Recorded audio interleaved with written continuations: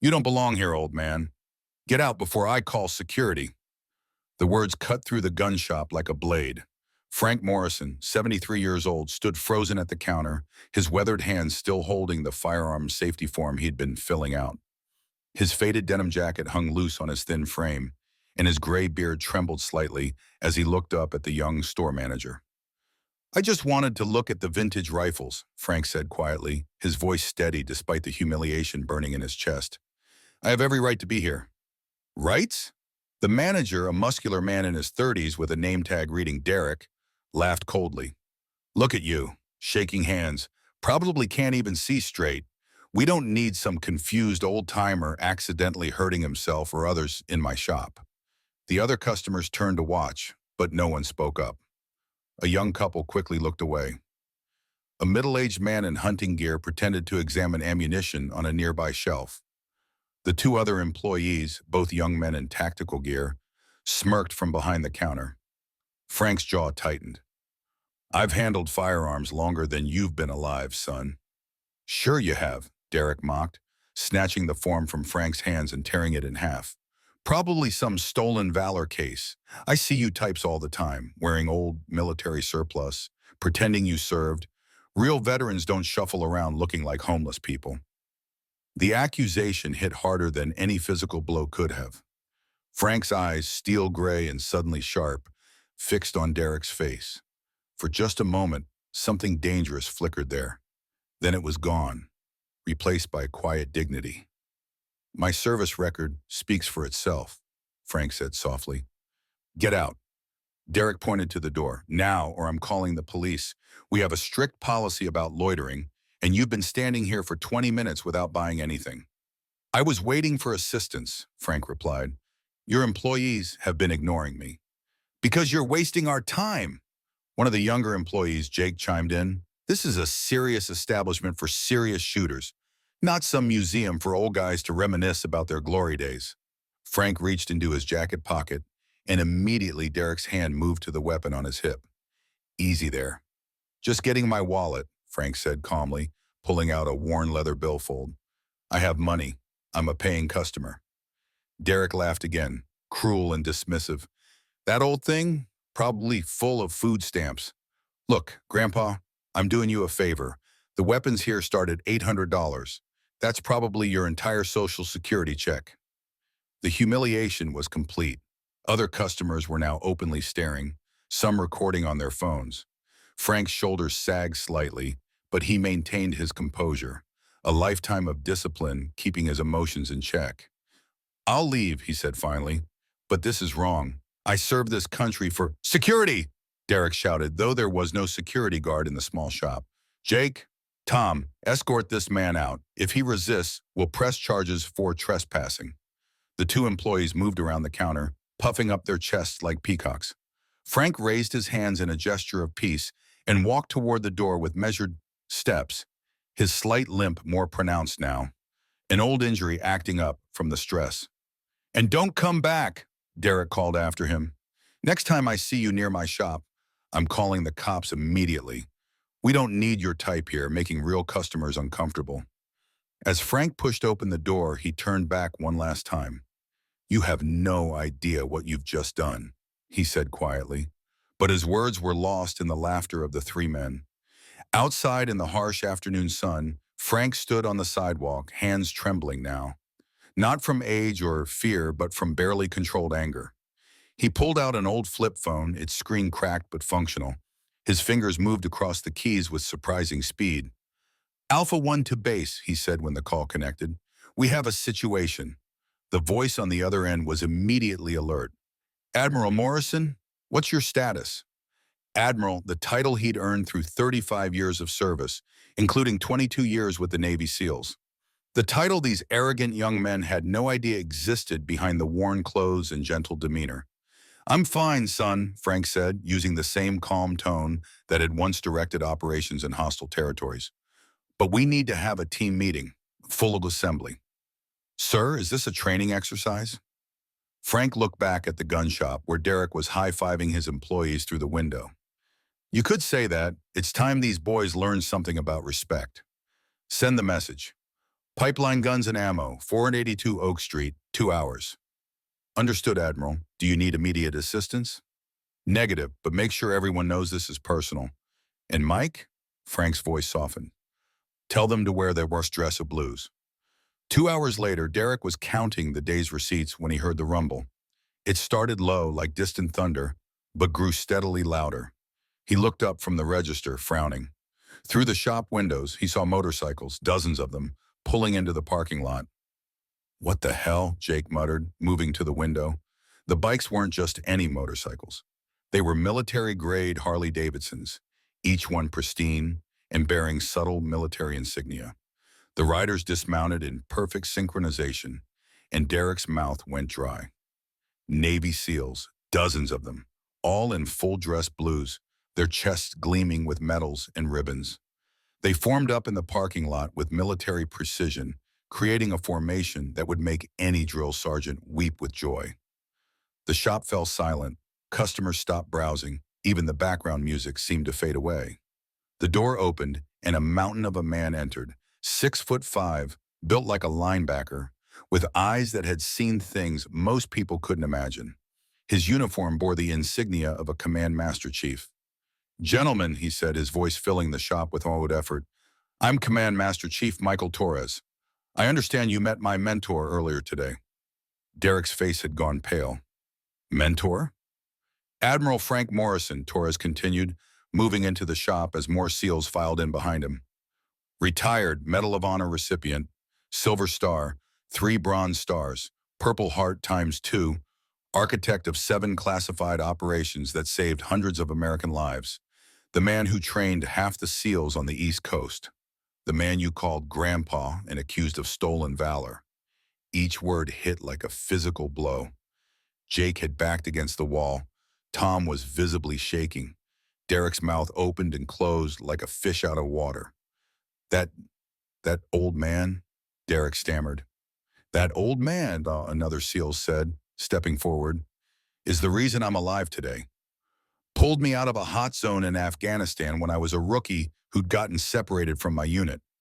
He trained me in advanced marksmanship, another added, still holds the base record for long-range accuracy. Saved my entire team in Iraq, said a third.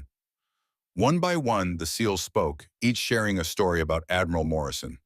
The shop filled with Navy's finest, each one standing at attention, each one there to honor the man who'd been humiliated hours before. Torres pulled out his phone and showed Derek a photograph. Frank Morrison in his younger days, leading a SEAL team, his chest already heavy with commendations. Another photo, Morrison shaking hands with the president. Another, Morrison teaching a class of young SEALs, the same patient expression on his face that he'd worn while being insulted. He comes here every year, Torres explained, his voice now dangerous and low, to look at vintage rifles. Specifically, he looks for models like the one his grandfather carried in World War I. It's a tradition, a way to honor his family's service. And you, he stepped closer to Derek, who shrank back. You denied an American hero that simple dignity. The silence in the shop was deafening. Customers had their phones out, recording everything. The young couple from earlier looked stricken. The man in hunting gear had removed his cap in respect. We're not here to cause trouble, Torres continued. The Admiral wouldn't want that, but he did think you might benefit from a lesson in respect. He looked around the shop, taking in the tactical gear, the military-style clothing, the warrior mentality merchandise. You sell the image of military service, you profit from it, but when faced with the real thing, a quiet professional who's actually walked the walk, you threw him out like trash. Derek's voice cracked. I didn't know. He looked like what? Torres interrupted. Like someone who's given everything for his country? Like someone who's earned the right to be treated with dignity, regardless of his appearance? Like someone who's seen enough violence that he doesn't need to peacock around in tactical gear to feel tough? The door opened again, and Frank Morrison walked in. He'd changed into his own dress blues, the uniform immaculate, the medals catching the light. The transformation was stunning. From dismissed old man to decorated warrior, the weight of his service visible for all to see. The entire shop snapped to attention. Even the civilians found themselves standing straighter. "At ease, gentlemen," Frank said quietly. He walked to the counter where he'd been humiliated hours before, his limp barely noticeable now, dignity restored. "Mr. Derek, I believe we have some unfinished business." Derek was crying now, the tears flowing freely. "Admiral Morrison, I'm so sorry. I'm so sorry. I didn't know. I was wrong, completely wrong." Frank studied him for a long moment. "Knowledge isn't required for basic human decency, son. I wasn't asking for special treatment because of my service. I was asking to be treated like a human being." "You're right," Derek choked out. "You're absolutely right. Please, what can I do? How can I make this right?" Frank looked around the shop, then at his assembled SEALs, then back at Derek. "First, you're going to apologize, not just to me, but to every veteran who's ever felt unwelcome in your establishment. Second, you're going to implement a new policy. Veterans get treated with respect here, regardless of their appearance or age. Third," he paused, a small smile crossing his weathered face, "you are going to show me those vintage rifles. I'm still a paying customer after all." "Yes, sir. Absolutely, sir." Derek practically ran to the vintage section. "Please, let me show you our entire collection." "And Admiral, everything is on the house. Please, it's the least I can do." Frank shook his head. "I'll pay fair price, son. I'm not here for charity. Just respect." As Derek fumbled with keys to the display case, his hands shaking, Jake approached one of the SEALs. Did he really do all those things?" The SEAL, a young man who couldn't have been more than 25, nodded. "Everything we said and more. Most of what the Admiral's done is still classified. He's a legend in the teams. The fact that he shops for guns in civilian clothes instead of broadcasting his service, that's what real warriors do. They don't need to prove anything to anyone." Tom had pulled up something on his phone, an old article about Admiral Morrison receiving the Medal of Honor. He showed it to nearby customers, his face red with shame. "We kicked out a national hero," he said quietly, "a man who saved 12 Marines in Vietnam, who revolutionized SEAL training, who—" He couldn't continue. The transformation in the shop was complete. Where there had been mockery, now there was awe. Where there had been dismissal, now there was reverence. And Frank Morrison, examining a beautiful vintage rifle with expert hands, seemed completely at peace. "This one," he said finally, pointing to a pristine World War I Springfield. "My grandfather carried one just like it in France. May I?" "Of course, Admiral, please." Derek handed him the rifle with shaking hands. Frank held it with the reverence of someone who understood both its history and its purpose.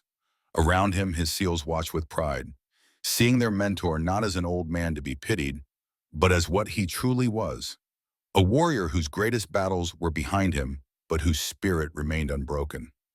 "Command Master Chief Torres," Frank said without looking up from the rifle, "would you please relay to the men that training will be at 0600 tomorrow? Full kit. We're running the obstacle course." "Sir, you're not thinking of running it yourself?" Torres asked, though his grin suggested he already knew the answer. "Someone needs to show these young pups how it's done," Frank replied, and the shop filled with the warm laughter of warriors who knew their leader. As Frank filled out the paperwork, a new form, handed to him with trembling respect by Derek, he addressed the assembled crowd. "Let this be a lesson," he said, his voice carrying the authority of decades of command. "Never judge a book by its cover. The greatest among us often walk quietly, without fanfare or demonstration. True strength doesn't need to announce itself." He turned to Derek and his employees. "You boys seem to admire the military. That's good. But remember, it's not about the gear or the image. It's about service, sacrifice, and above all, treating every person with dignity until they prove they don't deserve it, not the other way around."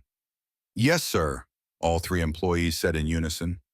Frank completed his purchase, shook hands with Derek, who looked ready to faint from the honor, and turned to leave. His SEALs formed up behind him, a honor guard for a man who'd earned their loyalty 1,000 times over. At the door, Frank turned back one last time. "Oh, and Derek, that policy about treating veterans with respect? I'll be checking. My boys shop here sometimes. They'll let me know how you're doing." We won't let you down, Admiral. I swear it. Frank nodded and walked out, his SEALs following. The roar of motorcycles filled the air again as they prepared to leave. But before they departed, Torres stepped back into the shop one last time. Gentlemen, he said to Derek and his employees, the Admiral is a forgiving man, more forgiving than most of us would be. Don't waste this second chance. And remember, every veteran who walks through that door has a story. They've earned respect not because of their medals or rank, but because they wrote a blank check to their country, payable up to and including their life. Don't you ever forget that again. We won't, Derek said, and meant it. As the motorcycles pulled away, the shop remained silent for a long moment. Then slowly, conversations resumed. But they were different now, quieter, more respectful. Customers approached Derek, sharing their own stories of veterans they knew, of family members who'd served. The young couple who'd looked away earlier approached the counter. We should have said something, the woman admitted. When you were being rude to him, we should have stood up for him. We all should have, the man in hunting gear added. That's on all of us. Derek nodded, wiping his eyes. You're right.